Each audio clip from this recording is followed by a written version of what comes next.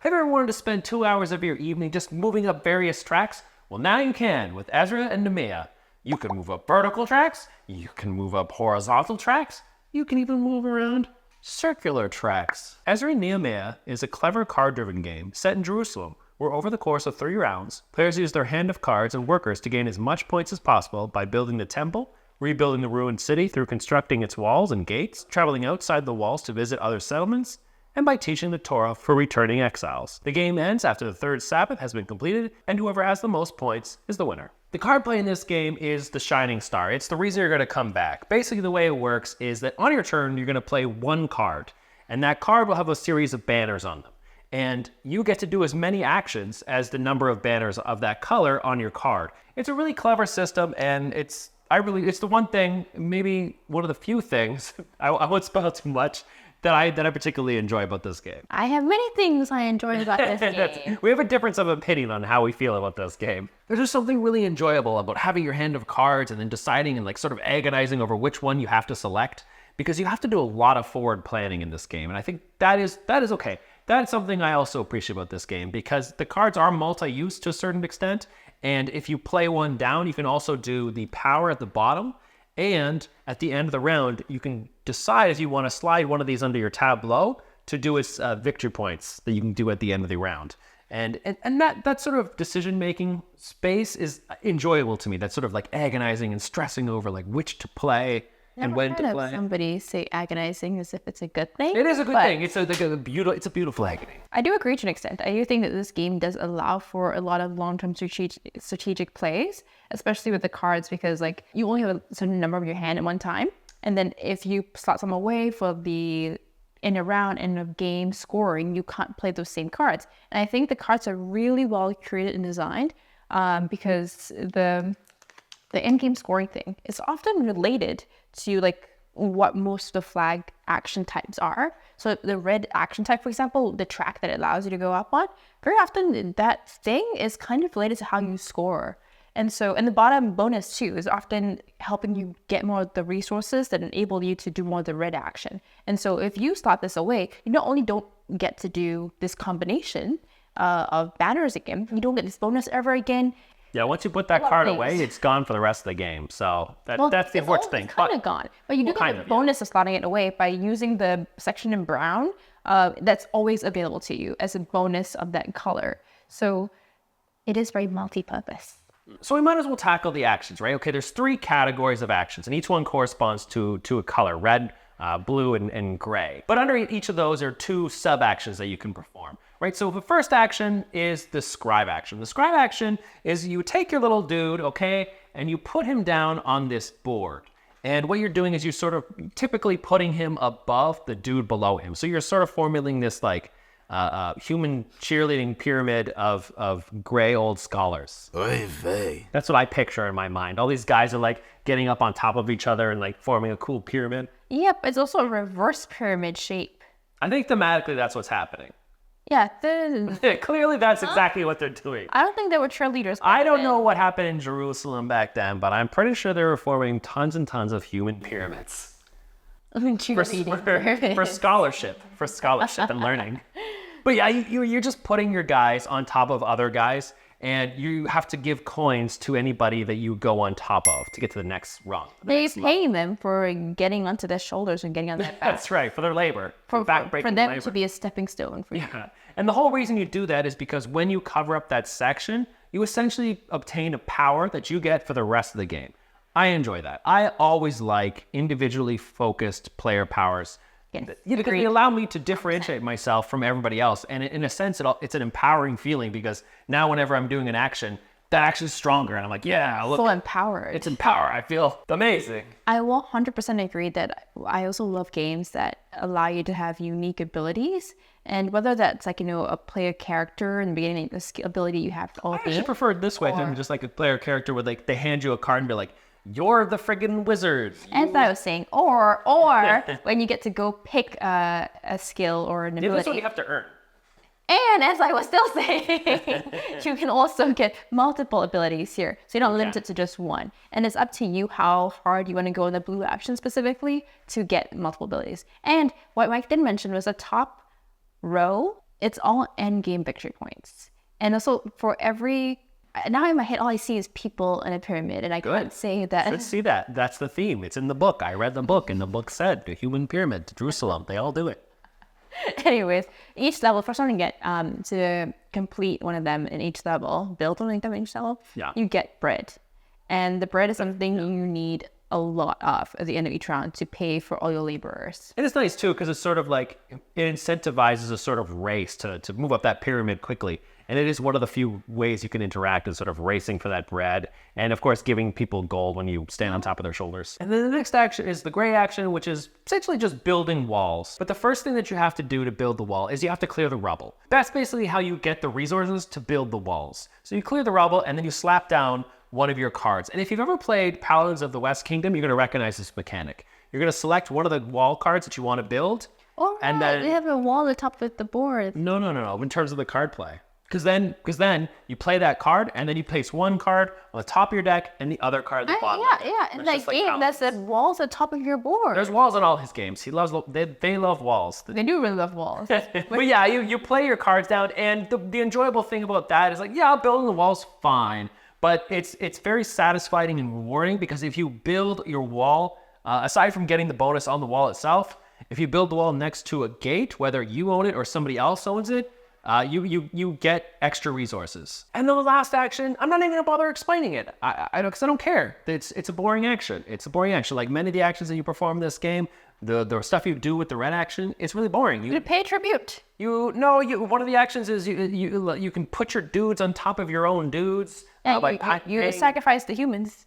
You're not sacrificing anybody, and they're not. There's no sacrifice. Okay, it's not what being do you mean? You pay bread, and the workers go. Yeah, but I think they're working. I don't think you're just. They're sacrificed mechanically for your own use, but they're not killing them thematically. You're not like throwing them into a burning pot or anything like that. Again, history majors, leave us alone. Nobody's being sacrificed. We swear. But you are playing your guys, and you're sort of moving them up a vertical track this time. And you pay the food and you get the resource. And then the other one is you're just building some sort of temple. And all that is just discarding the goods that you earned while taking the rubble off the wall. It's bland, it's uninspired, and it's boring. And every time I have to do one of those actions, I groan. I don't want to do them because they're so boring. He doesn't have to do those actions. I find most of the actions relatively uninspired and boring. Like I'm not really feeling... I'm not feeling engaged when I play this game. Aside from playing these cards... This is clever. Playing these cards is fun. I enjoy the process of agonizing and deciding, which one should I play? Again, agonizing is not a pleasant thing. In a good way. Agonizing in a good way. I'm like, what should I play? I'm having so much fun. I think you remind me of like a sad, like wine drinking, reading poetry kind of guy being like, woe is me, you know? No. That's a good agonizing.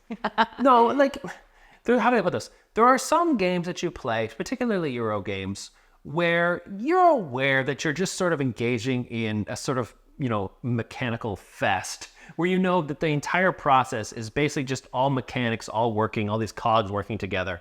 But a lot of the times when you're playing a game, there's a certain theme or there's a cleverness of the mechanics, or there's something about it that there's like a curtain, okay, that obscures those mechanics. This obscures the gears. And there are some games that you play, like this one, where that curtain eventually falls. And sometimes it's after multiple plays. For me, the very first play, like as I'm describing the game and teaching it, the curtain just went boom. And instead of referring to the name of the actions to perform, I'm just like, this is the red action. This is the gray action. Go up this track. Go up this track. Go around this track. Like, okay, one of the tracks, okay, one of the cool actions you can perform on your turn is you take your tent, okay? What are you doing with a tent? I don't know. I think you're just touring around the Middle East or something. I'm not sure. But you're going around with this tent, and you just get victory points. You just get resources. You just move around a little. Every step you take, you get resources. Yeah, that's the one good thing about the game. I do like games that are like constantly rewarding you. It's a nice feeling. I like free shit's good shit. It's a nice feeling, but a lot of the actions themselves, I don't feel engaged. Like they all feel relatively blah to me. But I feel like this game does the mechanisms well. That this game can stand on its mechanisms. The only caveat to that, I would say, is the red action specifically. There is this matrix that I think it really is best for more than 2 players. You basically get bonuses if you fill a whole column, and two of us both not going hard on that specific one makes it really hard to fill out, and you don't get the bonuses. Everything else, I think the mechanisms are cool. They're done put together, makes them really fun. And in particular, I liked on the player board himself, there are these little... They're upgrade tiles. The tiles, yeah, that you can slot in. And each of these rows are bonus things. There's sections where you can place your worker, because you also have a variety of different workers that you're allotted for the round and that you can earn throughout the round. And you can assign them various spots. Yeah, and you can get like a bonus banner, so additional blue, red, gray. I mean, for these, you can get additional money and bread, because everyone get that bread, you know? So I do think it really helps, and it makes the game a lot more...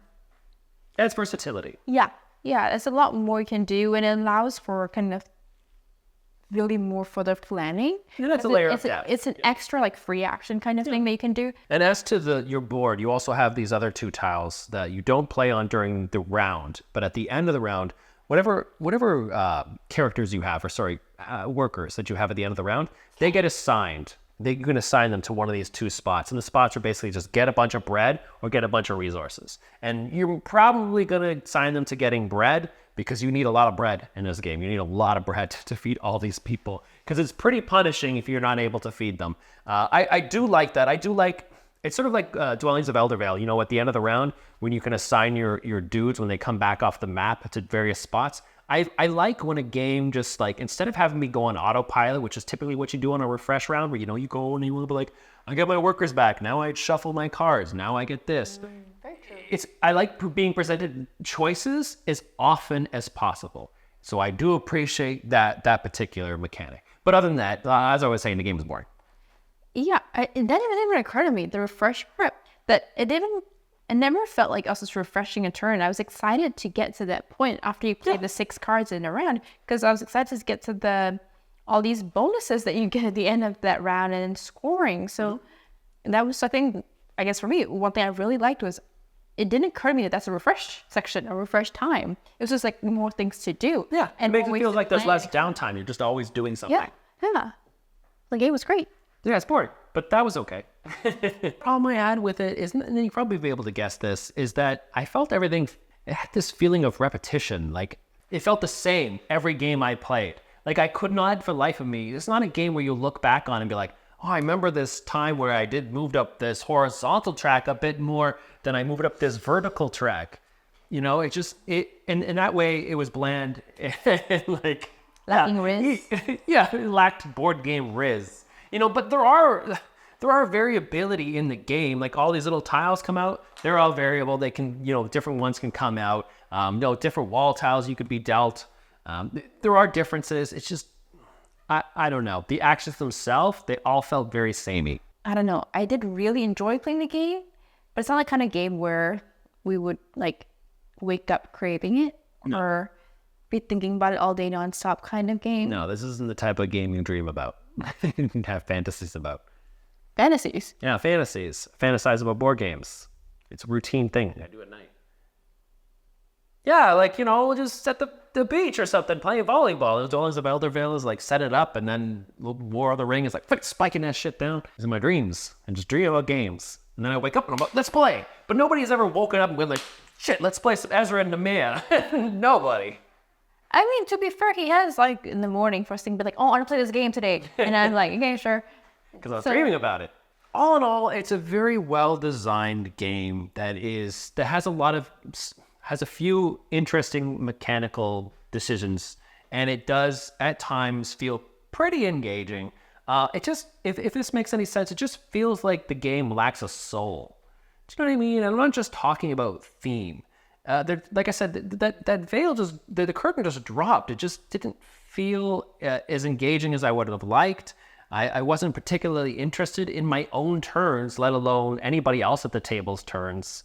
There are so many games that occupy this same space that is like just a complete exercise in efficiency with, sort of utilizing the mechanics to best suit your goals. I have so many Euro games like that it's such a tough spot to fill and replace those games. This game just doesn't do it. And like I said, if that card play, okay, that I mentioned, if that like mildly interests you or doesn't interest you at all, do not bother with this game. Do not bother at all, because that's the crux. That's the shining point. So all in all, I don't hate the game. I would give it a 6. I think it's decent. I would never crave it, but if a friend really wanted to play it, I'd be like, fine. Yeah. Fine. Sure, I'd be like, fine, sure, I'll play it. Fine, I guess I play a board game I guess, today. and then I would pout a little or something. I have some similar thoughts, but on the flip side, I really enjoy playing the game. So I do agree that if you've watched our videos before, you know that, like, for me at least, I love when games have really strong themes. With this game, I don't understand what the actions have to do with the theme, and so the theme part, weak sauce. But the mechanisms themselves, I really enjoyed. So, and the player board, I really enjoyed. And all the cool little things. And getting all the victory points, I really enjoyed. So, like a 7.5? Okay. Yeah, I would more happily than him play this game again. Especially since I have a 100% win streak. Well, we're never going to play it again because I'm probably going to sell it. My new favorite game. That about wraps it up. I hope you enjoyed this video. If you did, be sure to like, comment, and subscribe. And, if you're a history major, you've probably tuned out by now. But if you didn't, let us know in the comments what we got wrong and what we're missing, because we did not understand most of what we're doing. This is all foreign to us.